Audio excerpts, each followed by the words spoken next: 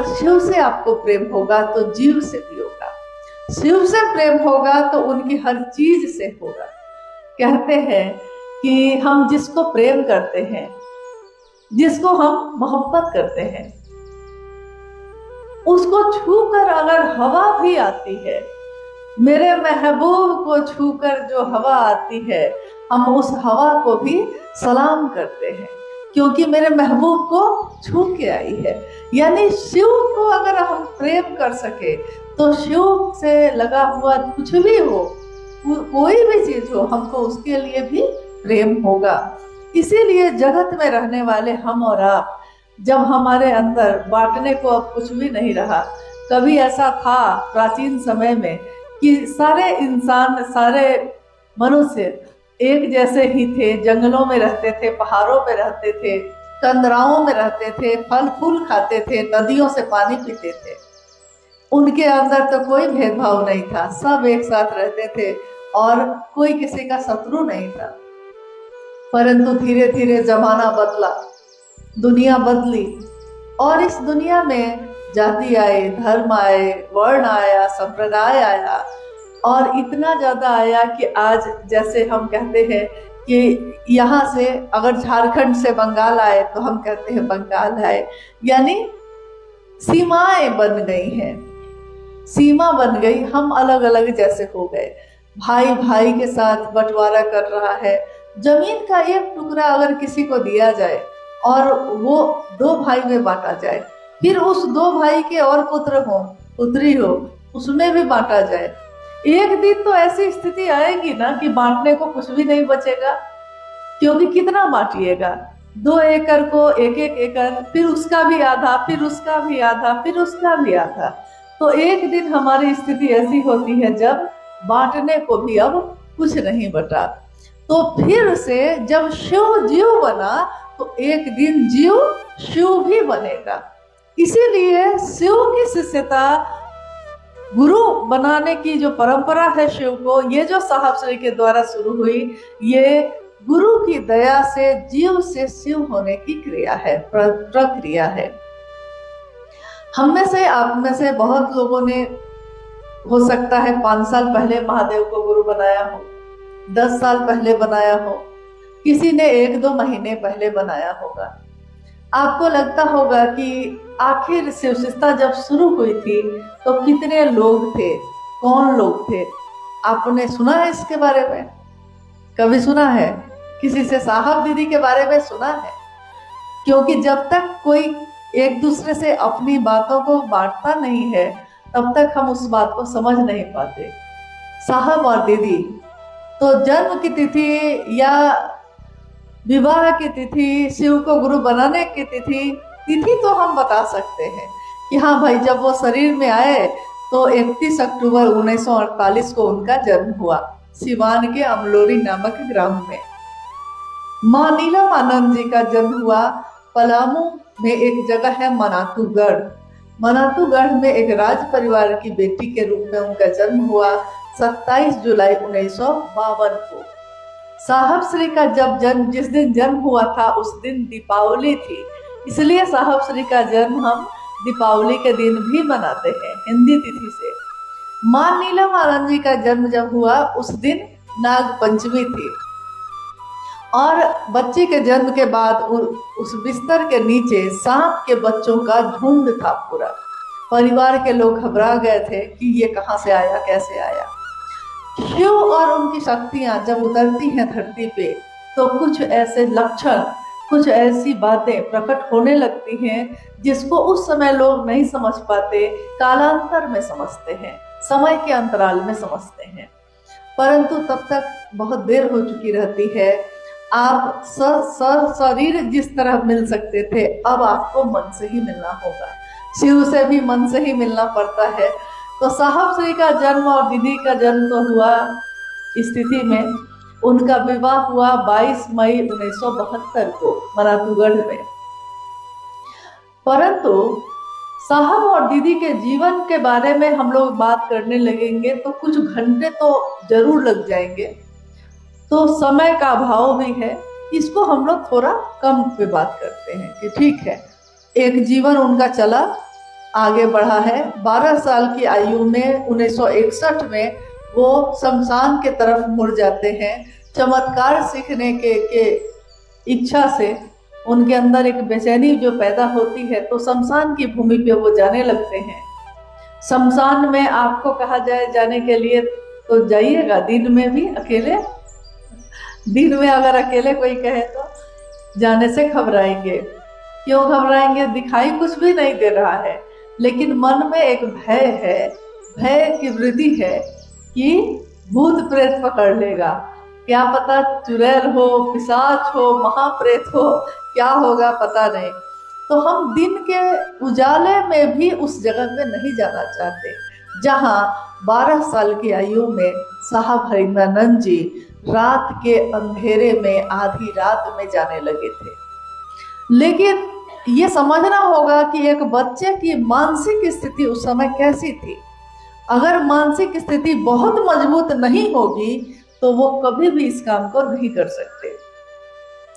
जब बड़ी सिद्धियों की बात होती है तब हम बात करते हैं कि छोटी छोटी सिद्धियां साधना से या उपासना से पाई जा सकती हैं, परंतु बड़ी सिद्धियों को पाने के लिए सिर्फ महादेव की दया ही काफी है। सन 1974 में नवंबर के महीने में एक रात्रि में आरा के गांगी शमशान में साहब श्री ने महादेव को अपना गुरु बनाया था और उन्होंने अपनी पत्नी नीलम दीदी से चिट्ठी के द्वारा ये लिख के बताया कि नीलम, मैंने शिव को अपना गुरु बना लिया, तुम भी शिव को अपना गुरु बनाओ। माँ नीलम आनंद जी ने शिव को अपना गुरु बनाया और उसके बाद के 8 वर्ष बीत गए। 8 वर्षों के बाद, 8 वर्षों में कितनी बातें हुई होंगी। हमारे जीवन में 8 वर्षों में कितनी बात हो जाती है, तो साहब दीदी के जीवन में भी हुआ होगा। इन 8 वर्षों के बाद जब पहली बार उन्होंने लोगों से महादेव की बात करनी शुरू की 1982 में मधेपुरा में, और मधेपुरा से जब ये बात शुरू हुई उसके बाद लगातार वहाँ के आसपास सहरसा, सुपौल या बाद में जब वो पटना आए तो पटना। देखिए, हम लोगों ने इसलिए ये समय निकाला है ताकि हम लोग इस पे बात करें कि शिव को जो हम लोगों ने गुरु बनाया है, ये गुरु बनाने की परंपरा जो साहब श्री के द्वारा शुरू की गई, शिव को सीधे गुरु बनाने की, और गुरु बनाने में सहायक जो क्रिया है, तीनों सूत्र, उस पे हम लोग बात कर सके। क्योंकि कोई काम जो हम कर तो रहे हैं लेकिन उसके बारे में जाने बिना कर रहे हैं तो उसके परिणाम क्या होंगे ये भी हमको समझ में नहीं आता। तो जब तक हम लोग उसके बारे में ठीक से जानकारी नहीं लेंगे, उस काम को करने का मतलब होता है कि मशीन की तरह करना। तो मशीन की अपनी कोई संवेदना नहीं होती। अभी अगर कोई दर्द का गीत गाने लगे, कोई खूब दर्द भरे गीत, जैसे मुकेश के दर्द भरे गीत हम लोग सुनते हैं, तो दर्द भरे गीत सुनकर हमारी आंखों से भी आंसू गिरने लगते हैं। लेकिन क्या उस टेप रिकॉर्डर की आंखों से भी आंसू गिरते हैं? नहीं गिरते हैं, क्योंकि उसमें संवेदना नहीं है, उसके अंदर वो एहसास भाव नहीं है। इंसान के पास है ये, यहाँ तक कि जानवरों में भी है।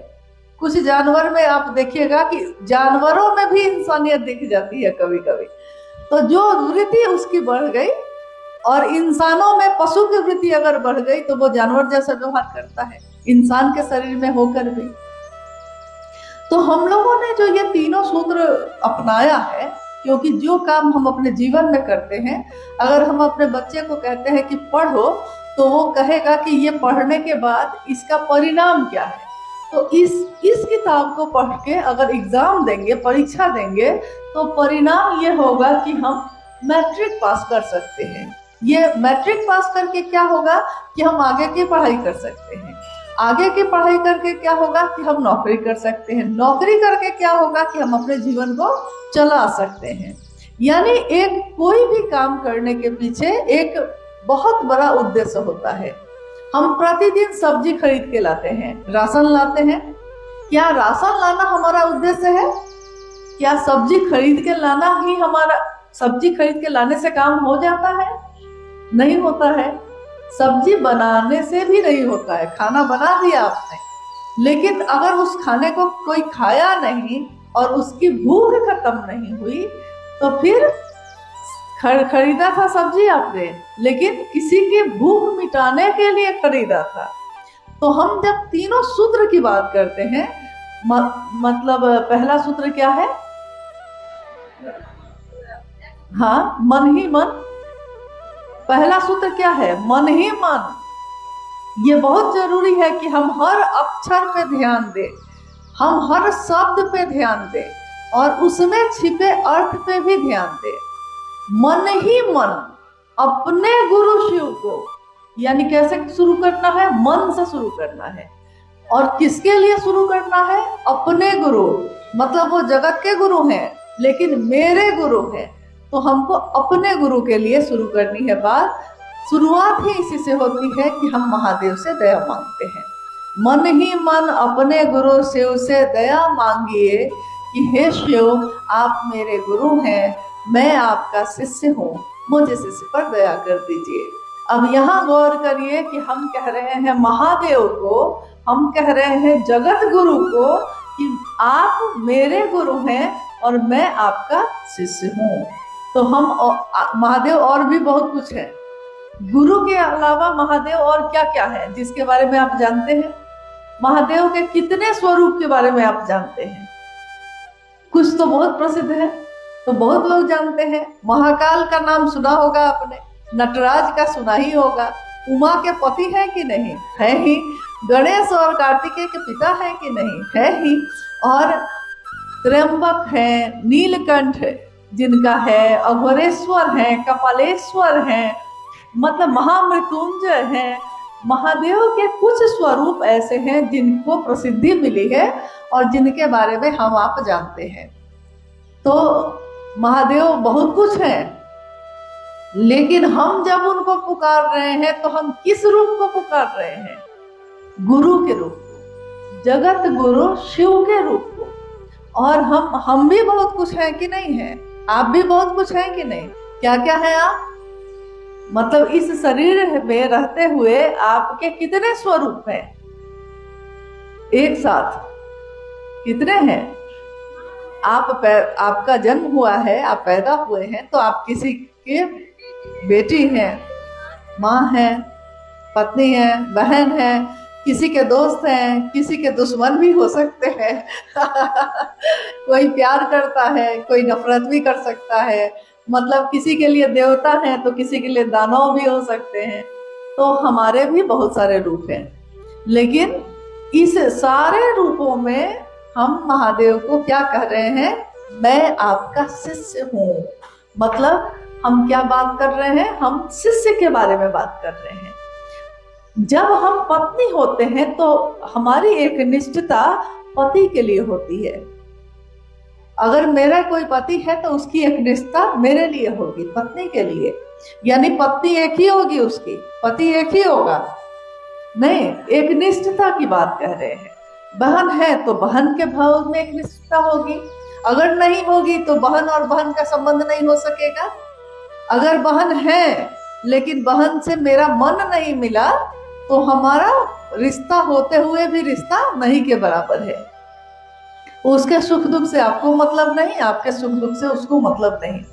तो यहाँ शिव को पुकारा गया है, लेकिन जगत गुरु शिव को अपना गुरु बनाने की बात है। हे शिव, आप मेरे गुरु हैं, आप हैं, लेकिन मेरे बार बार साहब ने ये बात कही कि ये आप मामूली बात मत समझिएगा, क्योंकि जिस बात को आप कहते हैं मेरा, आपका मन उसी की परवाह करता है। दुकान में कपड़ा है, आपको परवाह नहीं, दुकान में आग भी लग जाए तो आपको कोई परवाह नहीं, लेकिन आप खरीद के ले आए हैं तो आपकी साड़ी है, तो अब उसके छोटे से छोटे चीज पे आपका ध्यान है। कुछ लग गया तब भी ध्यान है, हट गया तब भी ध्यान है, मन घोर हुआ, इससे पहले तो वही सामान तो वही था, आपने अपना नहीं बनाया था, मेरा नहीं है। तो मेरा नहीं है तो हम उसकी परवाह नहीं करते हैं। यहाँ साहब ने कहा बार बार इस बात को कहने के लिए, हे शिव, आप मेरे गुरु हैं। मैं मतलब ये जो जीवात्मा है, जो मेरे अंदर है। ये कौन मैं कह रहा है? जैसे आपका नाम है, इनका नाम है बर्नाले जी, तो ये जो बोल रही हैं, अगर एक बार साहब ने पूछा कि आप बताइए, आपके दोनों हाथ कभी अगर बदल दिए जाएं तो आप रहिएगा कि नहीं? तो हम लोगों ने कहा कि जी रहेंगे। उन्होंने कहा कि तुम्हारे शरीर का अंग अंग बदल दिया जाए तब भी तुम रहोगे कि नहीं? तो हम लोगों ने कहा रहेंगे, मैं रहूंगा। साहब ने कहा कि ये जो कहता है कि मैं रहूंगा, ये कौन है? क्या ये मतलब इसका नाम, जैसे मेरा नाम बरखा है, तो क्या ये बरखा है ये बोल रही है सर, या इसके अंदर की कोई चेतना है जो बोल रही है, जो पहले के जन्म में कुछ किसी और में होगी, आगे भी किसी और में जाएगी, लेकिन इस शरीर में है? क्या ये शरीर मेरा है? क्योंकि हम तो ये कह रहे हैं कि ये भी मेरा हाथ है, मेरा पैर है, मेरी आंखें हैं। हम तो ये कह रहे हैं मेरा मन है, यानी हम मन भी नहीं है, मन भी मेरे साथ रहता है, हम मन के साथ रहते हैं, लेकिन ये मैं जो बोलता है, इसी की खोज है अध्यात्म। मैं कौन? तो ये मैं जो चेतना है, जो जीवात्मा है, वो कहती है मैं आपका शिष्य हूँ। शिष्य शब्द का क्या अर्थ होता है? शिष्य का अर्थ होता है जो सीखने की इच्छा रखता हो, जो गुरु के अनुशासन में रहने योग्य हो। कोई भी अगर कोई कहता है मैं विद्यार्थी हूँ, तो इसका अर्थ है कि उसको स्कूल के मास्टर के अनुशासन में रहना होगा, क्योंकि विद्यार्थी अगर मास्टर के अनुशासन में नहीं होगा तो मास्टर उसको कुछ सिखा नहीं सकेगा। एक माता पिता या एक शुभचिंतक होने के नाते हम किसी को सामान उठाकर दे सकते हैं, लेकिन अगर वो ज्ञान नहीं लेना चाहे अपने मन में, तो हम उसको जबरदस्ती ज्ञान नहीं दे सकते।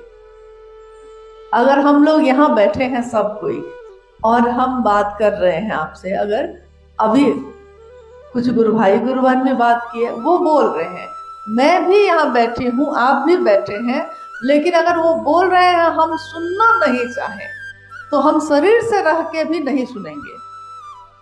मैं बोलूं और आप बैठे हैं लेकिन आप नहीं सुनना चाहिएगा, तो हम आपको ये फूल उठाकर दे सकते हैं, लेकिन हम अपने अंदर की जो बात है वो जबरदस्ती आपके अंदर नहीं डाल सकते जब तक आप उन्मुख नहीं होते। इसीलिए कहा जाता है गुरुमुख होना, गुरु के तरफ उन्मुख होना। तो गुरु की तरफ हम उन्मुख कौन होगा? मेरा मन होगा। मेरा मन क्या है? जो अदृश्य है, दिखाई नहीं देता।